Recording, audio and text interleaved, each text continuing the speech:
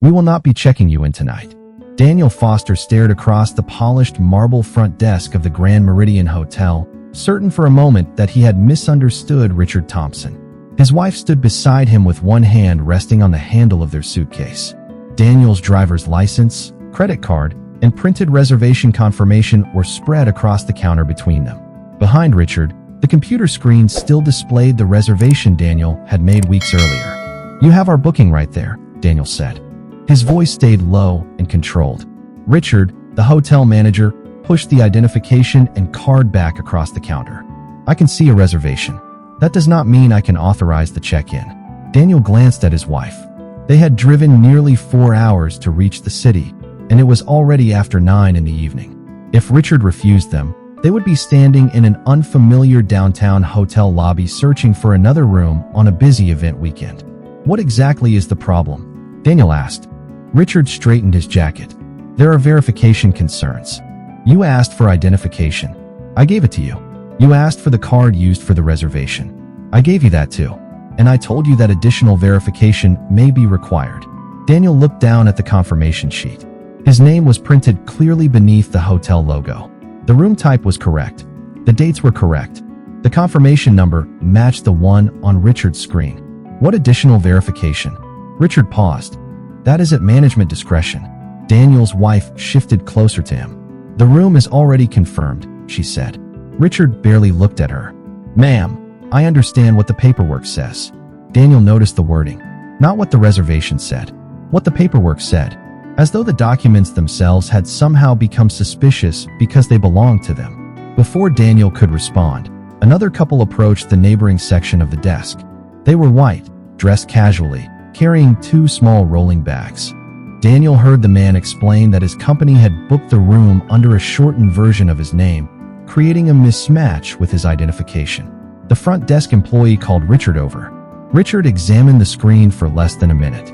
"That happens with corporate reservations," he said pleasantly. "No problem. We can verify it manually." Daniel went still. Richard returned to his terminal, entered something, and handed the couple 2 key cards. "Enjoy your stay." "Thank you," the man said. The couple walked toward the elevators. Daniel watched them disappear across the lobby before turning back to Richard. He did not raise his voice. He did not need to. "You just manually verified their reservation." Richard's expression became guarded. Their situation was different. "How?" "Sir, I am not discussing another guest's information with you. I am not asking for their information. I am asking why the solution you offered them is not available to us." Richard folded his hands on the counter. "I have explained my decision." Daniel's wife looked at him, and Daniel saw something in her face that bothered him more than Richard's refusal. She was no longer confused. She understood. Daniel had spent years as a firefighter entering situations where panic made everything harder. He knew how to slow his breathing, how to keep his voice steady, how to separate what he felt from what needed to happen next. He used that discipline now. "Let us make this simple," he said. "Is our reservation valid?" Richard hesitated. "The reservation exists. Is the payment valid?" Another pause. "The card appears to match.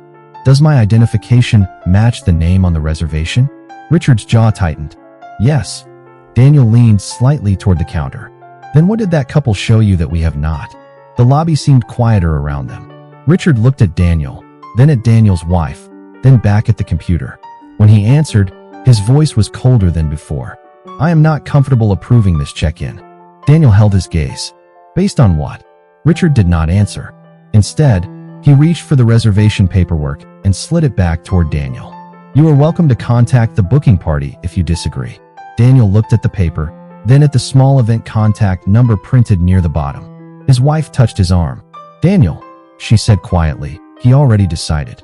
Daniel picked up the confirmation, took out his phone, and looked once more at Richard. "All right," he said. "Then I am going to make one call." 6 hours earlier, Daniel Foster stood inside Fire Station 27 with one hand resting on the open door of an equipment compartment while a younger firefighter checked the inventory beside him. Daniel had already changed out of most of his work gear, but he stayed long enough to notice that one medical supply case had been returned to the wrong shelf. "Put that one lower," he said.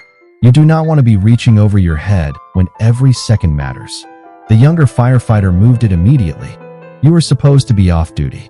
Daniel smiled. "I am trying." His phone vibrated in his pocket. A message from his wife appeared on the screen. "Are you actually leaving on time?" Daniel looked at the station clock and typed back, "Walking out now." He grabbed his overnight bag from his locker and headed toward the front door before anyone could find another reason to keep him there. The trip mattered more than he had admitted. Long shifts, schedule changes, family obligations, and ordinary exhaustion had turned weekends away into something they talked about more often than they actually did. This one had been planned for weeks. The Grand Meridian Hotel was hosting a public safety leadership and charity event the following morning, and Daniel had been invited through a regional firefighter program. The event organizers had reserved a block of rooms at a discounted rate, but Daniel had paid for his own stay with his personal credit card. The confirmation email was still saved on his phone. Room confirmed. 2 guests. 1 night. Check in after 3 in the afternoon. Nothing complicated. His wife was waiting when he arrived home. Their suitcase stood near the door. "You are 12 minutes late," she said. Daniel looked at his watch. "That sounds suspiciously specific." "Because I know you." He kissed her forehead, picked up the suitcase, and checked his pockets. "Wallet, phone, car keys. Reservation?" she asked. Daniel held up his phone. "Confirmed twice." She smiled. "Then we might actually have a normal weekend." The drive took just under 4 hours.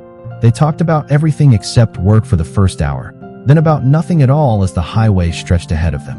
By the time the city skyline appeared, the sun had disappeared behind the buildings, and both of them were tired enough to be grateful they had booked a hotel close to the event. The Grand Meridian occupied nearly half a downtown block, its entrance framed by tall glass panels and warm golden lights. Valets moved between arriving cars. Guests crossed the lobby carrying shopping bags and rolling luggage. Daniel parked in the hotel garage rather than waiting for valet service, and they walked inside together with one suitcase between them. The lobby smelled faintly of polished wood and coffee. His wife looked toward the elevators. "Room first, food second. That is the best plan you have had all day." They approached the front desk. A young employee greeted them and asked for the name on the reservation. "Daniel Foster." She typed for several seconds. Her expression changed slightly. "I see the reservation. There is just a verification flag attached to the room block." Daniel took out his driver's license. "What do you need?" "Probably nothing complicated." "Let me check." She studied the screen, then called toward an office behind the desk. A tall white man with neatly combed gray hair emerged a moment later. His nameplate read Richard Thompson, General Manager. "Is there a problem?" Daniel asked. Richard looked at the monitor before looking at Daniel. "Possibly. May I see your identification?" Daniel handed it over. Richard compared the license with the reservation. "And the card used for booking?" Daniel gave him the same credit card he had used weeks earlier. Richard examined it, then returned to the computer. Daniel waited. His wife shifted the suitcase to her other hand. "Everything matched?" Daniel asked. Richard did not answer immediately. "I am going to need another form of identification." Daniel frowned. "Another form?" "Yes." Daniel opened his wallet and produced his firefighter department identification. Richard looked at the photograph, then at Daniel. "This is employment identification. You asked for another form of identification. I would prefer something government issued." Daniel looked at the driver's license still sitting beside Richard's keyboard. "You already have my government-issued identification." Richard's expression remained neutral. "There are additional verification requirements with certain reservations." Daniel glanced toward the employee who had originally greeted them. She looked uncomfortable now. "What requirement is not being met?" he asked. Richard looked at the screen again. "I am still determining that." Daniel's wife moved closer to him. Daniel could feel her watching Richard carefully. A minute earlier, they had been discussing dinner. Now their suitcase stood between them like evidence they had arrived somewhere they were not expected to be. Daniel kept his voice calm. "The reservation is under my name. My driver's license matches. The payment card matches. You have a second identification card with my photograph. What else do you need?" Richard finally looked directly at him. "That will be at my discretion." Daniel did not answer immediately. He had spent enough years in emergency situations to recognize when the facts were no longer controlling the direction of a conversation. He looked at his wife. She gave him the smallest shake of her head, not telling him to leave, only telling him she had noticed it too. Daniel turned back toward Richard. "All right," he said quietly. "Then tell me exactly what you were trying to verify." Richard Thompson folded his hands on the counter. I am trying to verify that the person standing in front of me is authorized to use this reservation. Daniel Foster looked at the driver's license beside Richard's keyboard, then at the credit card bearing the same name. What would establish that beyond what I have already given you?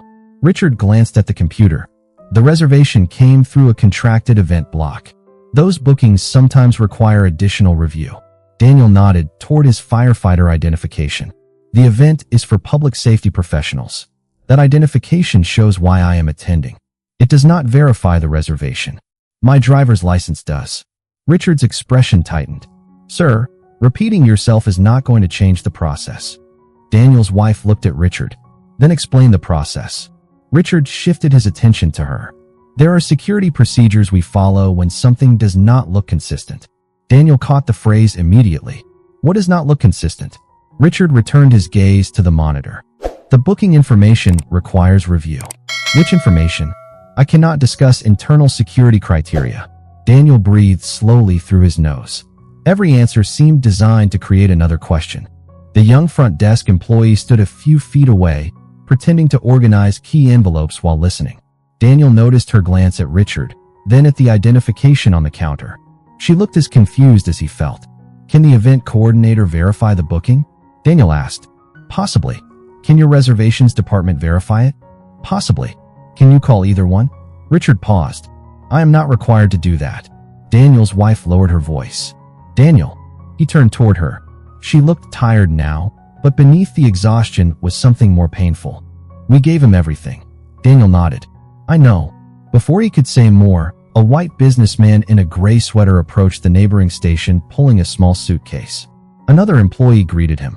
Within seconds, the man frowned at the computer screen. My company probably booked it under Mike Harrison instead of Michael Harrison, he said. They do that all the time. The employee called Richard over. Richard stepped away from Daniel without explanation. What is the issue, he asked. The employee showed him the screen. Richard looked at the guest's identification. Corporate booking? Yes, the man said. My assistant made it. Richard nodded. No problem. We can verify that manually. He entered several commands, asked the guest to confirm his company name and billing address, then nodded toward the employee. You are all set. Less than 2 minutes later, the businessman received his key card. Appreciate it, he said. Of course. Enjoy your stay. Richard returned to Daniel. Daniel had not moved. Neither had his wife. Richard seemed to recognize the question before Daniel asked it. Their reservation was different. Daniel looked toward the elevators where the businessman had disappeared. His name did not match the reservation exactly. It was a corporate booking. Mine is an event booking. Different procedures. Then use the procedure for my event booking. Richard's jaw shifted. I am already doing that. Daniel looked at the identification still on the counter. No. You are asking me for things I have already provided while refusing to tell me what is missing. Richard lowered his voice. I would suggest you be patient. Daniel's wife gave a quiet, humorless breath. Daniel placed one hand lightly on the suitcase handle.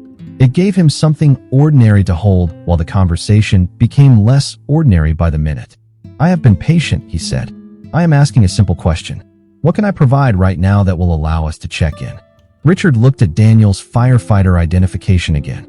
Do you have documentation proving you are registered for the event? Daniel unlocked his phone, opened the confirmation email, and placed the screen where Richard could read it. The event name was visible. Daniel's full name was visible. The Grand Meridian was listed as the host hotel. Richard read it without touching the phone. This confirms event registration. Daniel waited. Richard added, it does not necessarily establish authorization for this specific room. Daniel stared at him. The hotel confirmation number is in the same email. Richard's eyes moved down the screen. He saw it. Daniel knew he saw it. For a moment, neither man spoke. Then Richard straightened.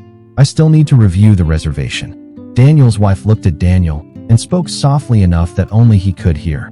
The answer keeps moving. Daniel looked at her. That was exactly what had been bothering him. Every time they reached the requirement Richard had named, another requirement appeared behind it. Daniel turned back toward the manager. Let me understand this correctly. My government identification matches. My credit card matches. My event registration matches. My confirmation number matches. Your system shows the reservation. What exactly are you reviewing now?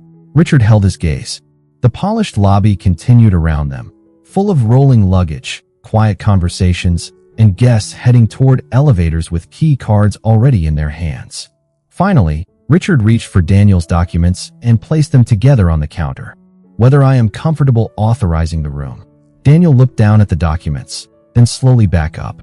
Comfortable with what, Mr. Thompson? Richard Thompson did not answer immediately. His eyes shifted toward Daniel Foster's wife, then back to Daniel.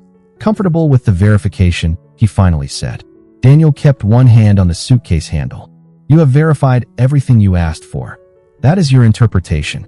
No, Daniel said quietly. That is what your computer, my identification, my credit card, and the event confirmation all say. Richard gathered the documents into a neat stack as if organizing the paper could restore control of the conversation. I am not going to debate hotel security procedures in the lobby. Daniel's wife looked toward the neighboring desk where another guest was receiving a key card.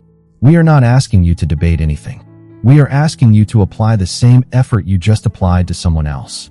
Richard's expression cooled. Their circumstances were not the same. Then tell us the difference, she said. Richard looked at her for a moment. Ma'am, I have already explained that. Daniel felt her hand settle lightly against his arm. It was not fear. It was a reminder.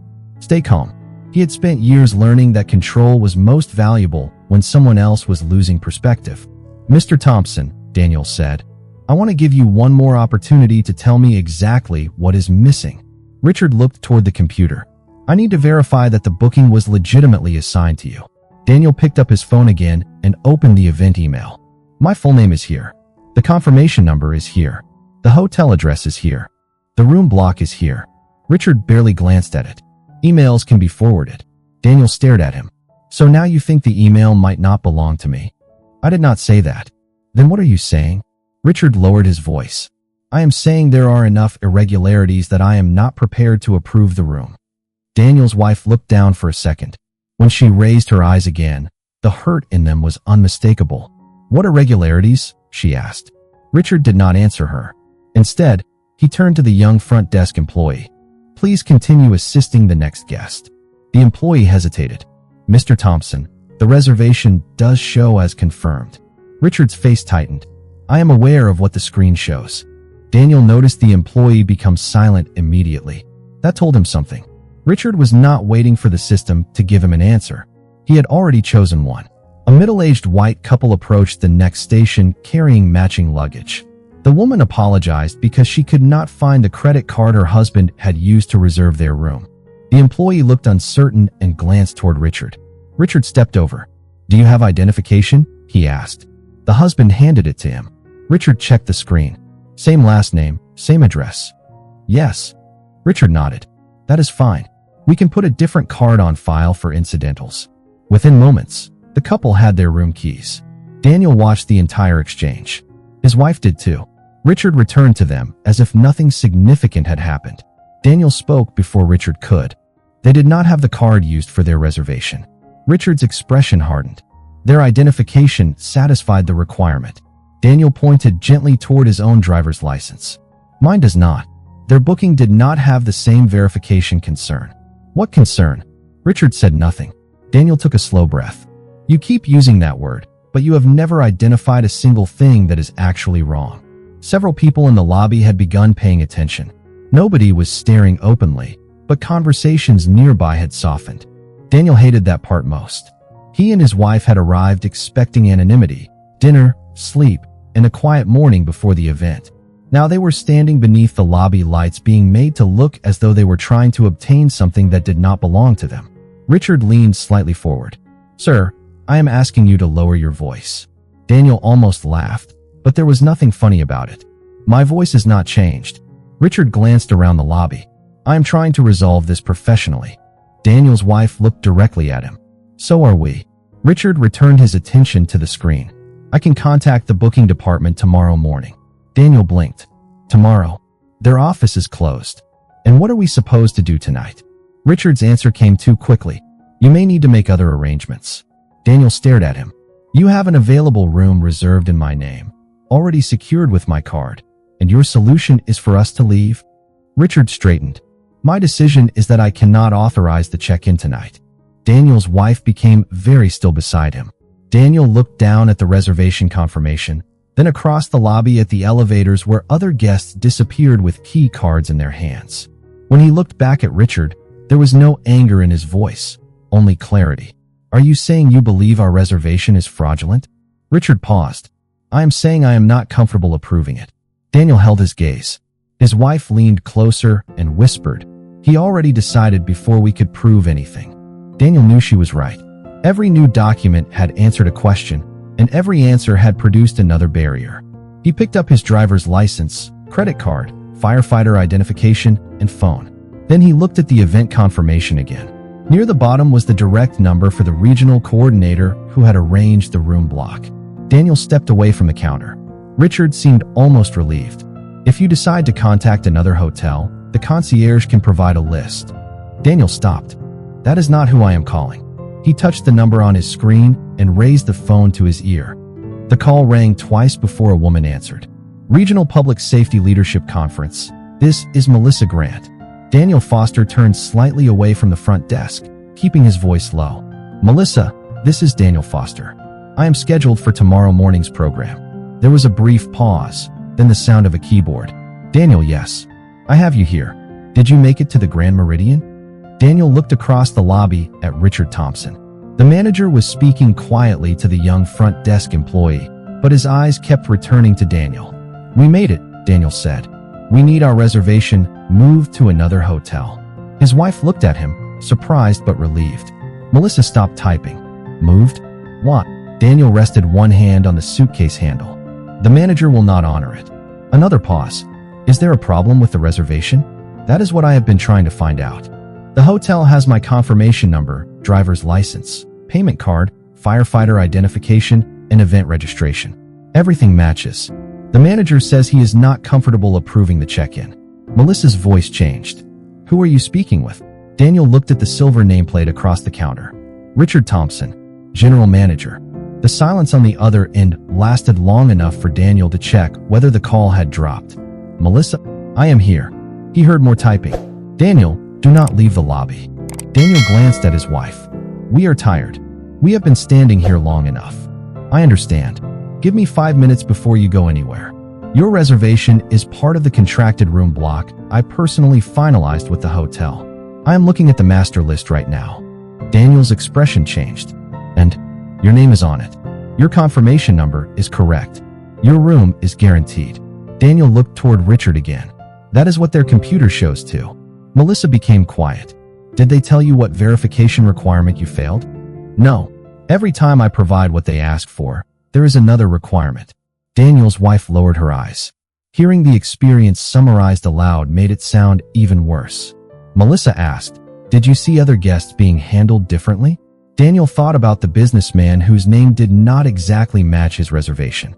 Then the white couple who had been allowed to substitute a different payment card without difficulty. Yes, he said. Twice. Melissa did not respond immediately. Stay there. I am calling our corporate hospitality contact. Melissa, I am not asking anyone to force them to give us a room. I know. I just want another hotel. I understand that too. But if the Grand Meridian is refusing a valid reservation inside our contracted block, I need to know why before I move you. This affects more than tonight. Daniel looked at his wife. She gave a small nod. 5 minutes, he said. 5 minutes, Melissa promised. The call ended. Daniel lowered his phone. Richard watched him from behind the desk. Were you able to find alternate accommodations? He asked. Daniel slipped the phone into his pocket. The event coordinator asked us to wait. Richard's expression changed only slightly. That will not change my decision. I did not ask her to change your decision. Richard folded his arms. Then I am not sure what you expect to accomplish. Daniel's wife answered before Daniel could. We expect someone to explain why a confirmed reservation was good enough until we walked up to the desk. Richard looked at her. I have already explained the verification issue. No, she said. You have repeated the word verification. That is not the same thing. The young employee looked down quickly, hiding her reaction. Richard's voice became firmer. I am going to ask both of you to keep this conversation professional. Daniel stepped closer to his wife, not Richard. There are other guests in the lobby. Daniel glanced around. Several people were watching now. A woman sitting near the lounge had lowered her book. A man near the elevators looked toward the desk and then away. Daniel felt the familiar pressure of being expected to manage not only his own behavior, but everyone else's comfort with what was happening to him. "We are standing at a hotel desk discussing our reservation," Daniel said. "Nothing about our behavior has been unprofessional." Richard's mouth tightened. "I have made a management decision." "Based on what?" Daniel asked. Richard exhaled. "I am not going through this again." "Neither are we." Daniel's wife touched the suitcase. "We should leave." Daniel nodded. He was about to pick it up when the telephone behind the front desk rang. The young employee reached for it, listened for several seconds, then looked directly at Richard. "Mr. Thompson," she said. "It is corporate guest relations. They are asking for you." Richard glanced at Daniel before taking the receiver. Richard Thompson speaking. His posture remained confident for the first few seconds. Then it changed. He turned toward the computer. "Yes, I have the reservation in front of me." He listened. There were verification concerns. Another pause. Richard's eyes moved toward Daniel. "Yes, his identification matches." He listened again. "Yes, the payment card matches." His voice became quieter. "I understand." Daniel's wife looked at him. Neither of them spoke. Richard typed something into the computer, then stopped. "The reservation is showing as valid," he admitted into the telephone. A longer silence followed. Richard's face tightened. "I was following our security policy." The person on the other end said something Daniel could not hear. Richard looked down at the desk. "Yes, I can hold." For the first time since Daniel had entered the hotel, Richard no longer looked certain. The young employee stepped away from the terminal. Daniel's phone vibrated in his pocket. A message from Melissa appeared on the screen. "Corporate is reviewing it now. Please stay there." Daniel showed the message to his wife. Before either could speak, Richard straightened suddenly as the voice returned to the line. "Yes, I am here." He listened for several seconds. Then his eyes lifted toward Daniel. Whatever he heard next drained the confidence from his expression. "No," Richard said quietly. "I was not aware that procedure did not apply here." Another pause. His face changed again. "What do you mean there is no such procedure?" Richard Thompson kept the telephone against his ear, but the lobby around him seemed to disappear. "I understand," he said quietly. His eyes moved across the reservation screen as though he expected the information to change if he looked at it long enough. Daniel Foster stood beside his wife several feet from the desk, saying nothing. They had already answered every question Richard had asked. Now someone Richard considered authoritative was asking questions of him. "Yes, the reservation is active," Richard said into the receiver. "Yes, the card matches the guest name." He listened. His identification matches as well. Another silence. Richard glanced toward the young front desk employee. She quickly looked down. "My concern was the event block verification," Richard continued. The person on the other end spoke long enough that Richard's expression tightened. "No, I do not have a written policy number." Daniel's wife looked at Daniel. He could see the same realization in her eyes that he felt himself. The requirement that had kept changing was finally being forced into something measurable. Richard turned slightly away from the lobby. "I believed management discretion allowed additional verification when there were security concerns." He listened again. "No, there was no payment decline." Another pause. "No, there was no identification mismatch." His voice dropped further. "No, the reservation was not flagged for suspected fraud." Daniel slowly exhaled. Those three answers stripped away almost everything Richard had used to justify refusing them. The telephone conversation continued. "Yes, another guest was manually verified tonight," Richard said. He looked toward the terminal beside him. "I would have to review the transaction." The young employee raised her eyes. She had witnessed it. So had Daniel. Richard listened again. "Understood." He covered the receiver with one hand and addressed the employee. "Pull the last 20 check-ins and leave them on the screen." She nodded and began typing. Richard returned to the call. "Yes, I will cooperate with the review." Daniel's wife whispered, "Review?" Daniel gave a small nod. He did not feel victorious. Mostly, he felt tired. 10 minutes earlier, Richard had treated their questions as an inconvenience. One telephone call had transformed those same questions into matters worthy of corporate attention. Daniel found that more revealing than any apology could have been.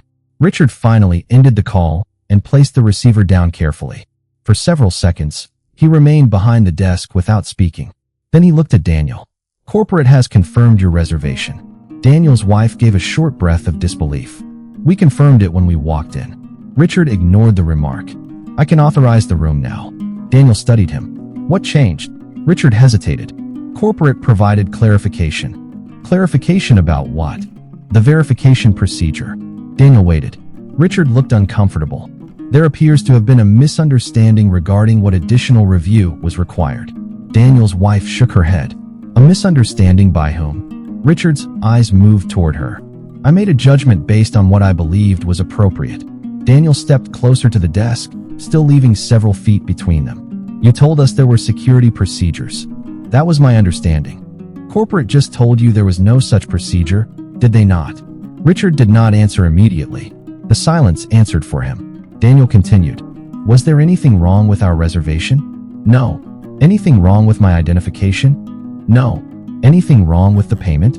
Richard's voice was quieter. No. Was the reservation marked as fraudulent? No. Daniel looked toward the elevators, remembering the guests who had received help without being required to clear one unexplained barrier after another. Then what was the security concern? Richard's face hardened slightly, as if the question threatened the last piece of authority he still controlled. Mr. Foster, I have offered to complete your check-in. That is not an answer. I am trying to resolve the situation. Daniel's wife spoke softly. You are trying to resolve it now because someone from corporate called you. Richard looked at her, but said nothing. The young employee stopped typing. Mr. Thompson, she said carefully, the regional director is asking to speak with you again. They want the reservation notes preserved exactly as entered. Richard turned toward her. Do not modify anything. I have not. Daniel noticed Richard's expression change. This was no longer about whether Daniel and his wife would receive a room. The decisions Richard had made were becoming a record. His telephone rang again. Richard picked it up. Richard Thompson. He listened, then straightened. Yes, Ms. Bennett. Daniel could not hear the response, but Richard's face became noticeably more guarded. I understand you are on your way down. He glanced toward the elevators. Yes, they are still here. Another pause. Yes, I will wait. Richard ended the call. Daniel's wife looked toward the elevators too. Who is coming? She asked. Richard seemed reluctant to answer. Our regional hospitality director is attending an event upstairs. Daniel almost smiled at the timing, but there was no satisfaction in it. The person who could examine Richard's decision had been inside the same building all along. A moment later, the elevator doors opened. A professionally dressed woman stepped into the lobby carrying a tablet, followed by a hotel operations supervisor. She looked first at Richard, then at Daniel and his wife. Richard moved from behind the desk to meet her. Ms. Bennett, I can explain. She stopped several feet from him. You will have that opportunity. Then she turned toward Daniel. Mr. Foster, I reviewed your reservation before coming downstairs. It was valid from the moment you arrived. Daniel nodded. We know. Her expression tightened with embarrassment. I also reviewed the requirements Mr. Thompson said prevented your check-in. She looked back at Richard. Those requirements are not hotel policy. The lobby became very quiet. Daniel's wife reached for his hand. Ms. Bennett looked at both of them. And I need to understand why standards that did not exist were applied to you after other guests were given flexibility tonight. Richard opened his mouth to respond. Daniel watched him carefully. For the first time since they had entered the Grand Meridian, the burden of explaining himself no longer belonged to Daniel. Richard Thompson looked at Ms. Bennett, then at Daniel Foster and his wife. I was trying to protect the hotel from an unauthorized booking, he said. Ms. Bennett held the tablet against her side. What made you believe the booking was unauthorized? Richard glanced toward the computer. There were verification concerns. Daniel's wife lowered her eyes for a moment. They had heard those words so many times that they had almost stopped meaning anything. Ms. Bennett did not let them pass. Which concerns? Richard hesitated. The reservation was part of a contracted event block. That is normal for this property. I wanted additional identification. Mr. Foster provided it. Richard nodded reluctantly. Yes. His payment card matched. Yes. His event registration matched. Yes. And the confirmation number matched the active reservation in our system. Richard's voice dropped. Yes. Ms. Bennett looked at him steadily. Then tell me what remained unverified. Richard opened his mouth, but nothing came out. Daniel felt his wife's fingers tighten around his hand. He did not squeeze back immediately. He was watching Richard, waiting for the answer he had requested from the beginning. Ms. Bennett continued. I also reviewed the check-in immediately before theirs. A guest had a name discrepancy on a corporate reservation. You approved manual verification. Richard shifted his weight. That was a different type of booking. Then I reviewed another transaction from tonight. A couple did not have the original payment card used for their reservation. You approved a substitute card after checking their identification. Richard looked toward the young front desk employee. She remained silent. Ms. Bennett asked, why was flexibility available in both of those situations, but not here? Richard's face became tense. I made judgment calls based on the circumstances. Daniel finally spoke. That is what I have been asking about. Everyone turned toward him. Daniel kept his voice calm. What circumstance about us made your judgment different? Richard looked directly at him. Mr. Foster, I did not know who you were. Daniel held his gaze. You had my driver's license. Richard said nothing. You had my firefighter identification. You had my reservation. You had the card I paid with. You had my event registration. What else did you need to know about who I was? Ms. Bennett looked down briefly at her tablet. Mr. Foster is scheduled to participate in tomorrow's Public Safety Leadership Program. His reservation was guaranteed through the event contract. Richard turned toward her. I was not aware he was a participant. Daniel's expression changed. That should not matter. Ms. Bennett looked at him. Daniel continued. Please do not make that the reason this becomes wrong. His wife looked up at him. The lobby had gone quiet again. I am a firefighter, Daniel said. I have been one for years. I am proud of that work. But my job should not determine whether my identification is believable. Richard looked away. Daniel gestured toward the counter. We were customers before you knew what I did for a living. We had a valid reservation before corporate called. Nothing about the facts changed. Ms. Bennett nodded slowly. You are right. Daniel's wife spoke for the first time in several minutes. The only thing that changed was who was asking the questions. Richard looked at her. She did not sound angry. That made the words harder to dismiss. Ms. Bennett turned toward Richard. I am removing you from guest-facing decisions for the remainder of tonight while this incident is formally reviewed. Do not alter the reservation notes or transaction records. The operations supervisor will take over. Richard's face tightened. Ms. Bennett, I believe that is unnecessary. The review will determine what is necessary. She did not raise her voice. For now, I need the records preserved and the guests assisted by someone else. Richard looked at Daniel again. For the first time, there was no managerial certainty in his expression, only discomfort. Mr. Foster, I apologize if my decision made you feel singled out. Daniel's wife inhaled quietly. Daniel shook his head once. That is not what happened. Richard frowned. I am trying to apologize. Then apologize for the decision, not for how we felt about it. Richard became still. Daniel continued. You gave other guests solutions. You gave us suspicion. That was a choice. Ms. Bennett watched Richard carefully. He lowered his eyes. You are right, he said after several seconds. I handled your reservation differently. Daniel waited. Richard seemed to struggle with the next sentence. And I did not have an objective reason to do that. The admission did not erase the previous hour. It did not return the evening Daniel and his wife had expected. But it was the first time Richard had stopped hiding behind a policy that did not exist. Ms. Bennett turned toward Daniel and his wife. Your original room is available. I can also move you to a suite at no additional charge, and the hotel will remove tonight's room charge. Daniel looked at his wife. She looked toward the elevators, then back at him. Neither needed much time. Thank you, Daniel said. But we are not staying here. Ms. Bennett's expression showed disappointment, not surprise. I understand. We would like the reservation canceled without penalty. Of course. Daniel's wife reached for the suitcase. Ms. Bennett stepped closer. I can arrange another property immediately. Daniel nodded. That would help. Richard remained several feet away, silent now. Daniel picked up the suitcase and looked at him one last time. The phone call did not make our reservation valid, Mr. Thompson. Richard met his eyes. Daniel continued. It only made someone finally listen when we said it already was. Ms. Bennett arranged another hotel before Daniel Foster and his wife had even reached the lobby doors. She stood near the front desk with her tablet in hand, speaking quietly to a sister property 6 blocks away, while the operations supervisor canceled the Grand Meridian reservation without penalty. Daniel waited beside the suitcase. His wife stood close enough that their shoulders nearly touched. Neither of them looked relieved yet. Relief required believing the problem was over, and for Daniel, the problem had stopped being about where they would sleep. "They have a room ready," Ms. Bennett said when she returned. "I have confirmed it personally, and transportation is waiting outside. There will be no charge for the stay." Daniel nodded. "Thank you for finding somewhere else." Ms. Bennett hesitated. "I also want to apologize on behalf of the hotel." Daniel looked toward Richard Thompson. He remained near the far end of the desk with the operations supervisor, no longer assisting guests. "I appreciate that," Daniel said.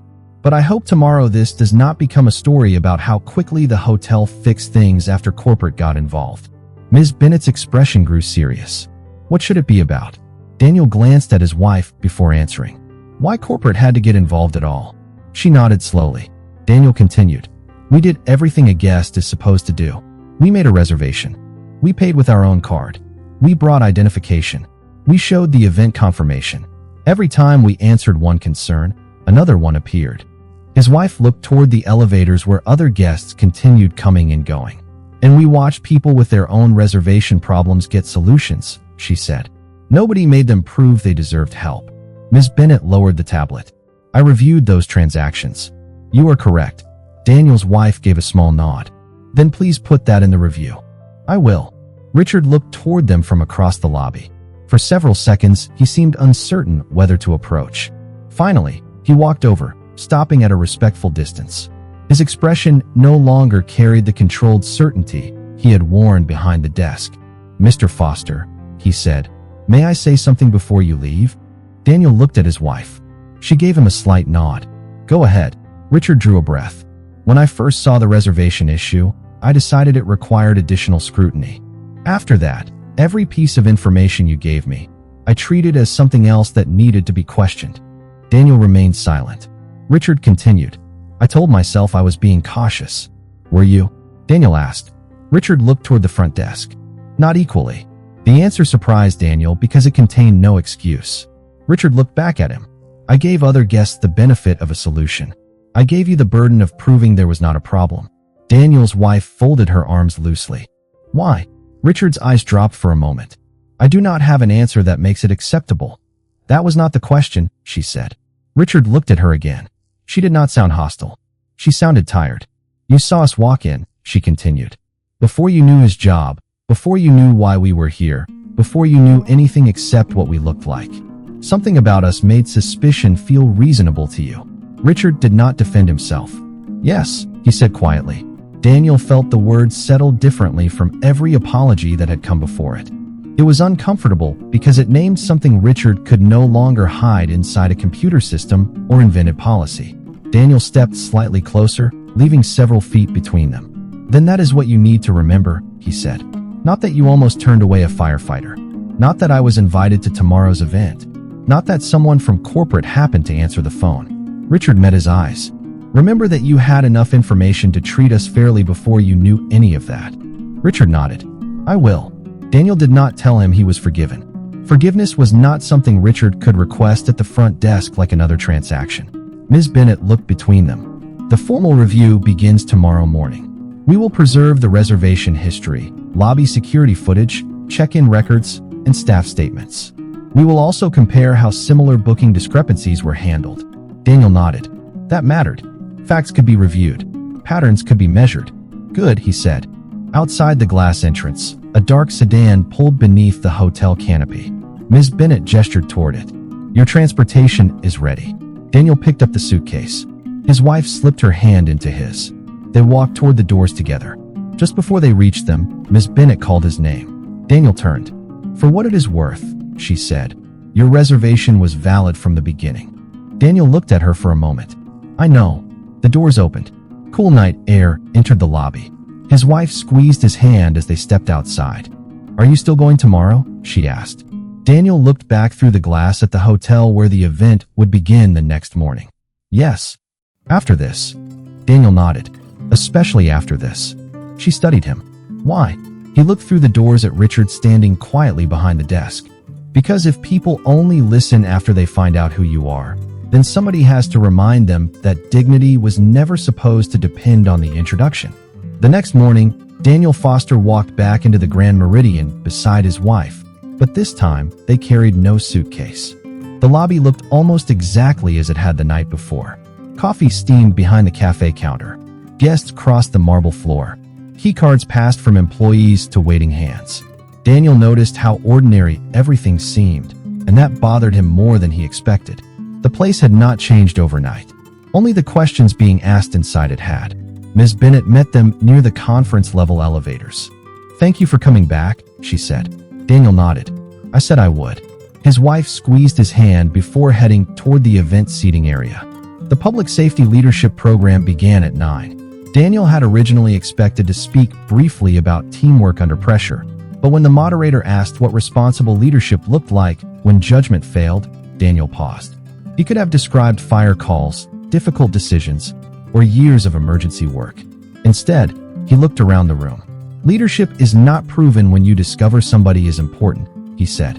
"It is proven by how you treat them before you know whether they are." The room became quiet. Daniel did not mention Richard by name.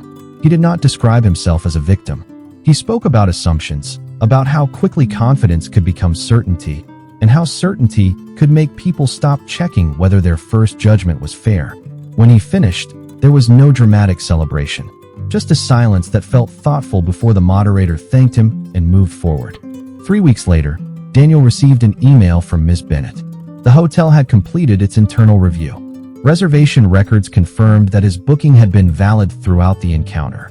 Transaction logs also showed that other guests with comparable or greater booking discrepancies had received manual verification and immediate assistance. Richard's decisions had not followed a consistent standard. The company had placed him through a formal disciplinary process, removed him from independent guest access decisions during the review period, and required management retraining focused on equal application of verification procedures. The hotel also changed its check-in policy. Any additional verification beyond standard identification and payment requirements now had to be tied to a documented reason in the reservation system. Managers could no longer create undefined requirements under the language of discretion.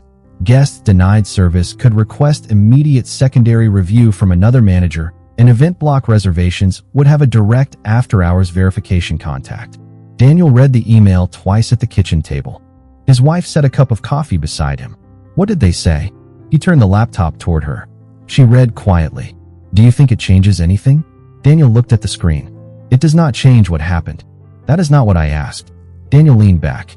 He thought about the next black couple who might walk into that lobby after a long drive. Maybe they would never know his name. Maybe they would never know there had been a complaint, a review, or a policy change. That was exactly the point. "Maybe it changes something for the next couple," he said. His wife smiled faintly. "That would be something." Months passed. Daniel returned to his normal schedule at the fire station. The Grand Meridian became a story he rarely told unless someone asked. Then, one afternoon, another message arrived from Ms. Bennett. Attached was a short statement Richard had submitted after completing his management training. Daniel almost deleted it without opening it. Instead, he read, "Richard did not ask for forgiveness." He wrote that he had spent years believing discrimination would always announce itself through obvious hostility. What disturbed him most about that night was realizing his own behavior had felt reasonable while he was doing it. He had called it caution. He had called it procedure. He had called it discretion. Only afterward had he recognized that he had extended trust to some guests while requiring others to earn it repeatedly. Daniel sat quietly after reading the final sentence. His wife came into the room. "Everything okay?" Daniel closed the laptop. "Yes." "What was it?" "Something from the hotel." She waited. Daniel looked toward the window. He finally understood the part that mattered. She sat across from him. Which part? Daniel thought back to the lobby, to his identification on the counter, to the reservation glowing on Richard's computer, to the moment a corporate telephone call suddenly made facts important that had been important all along. "The call did not change who we were," Daniel said. "It changed who they were willing to listen to." His wife nodded slowly. Daniel reached for his coffee. "And maybe now they understand they should have listened before I ever made it."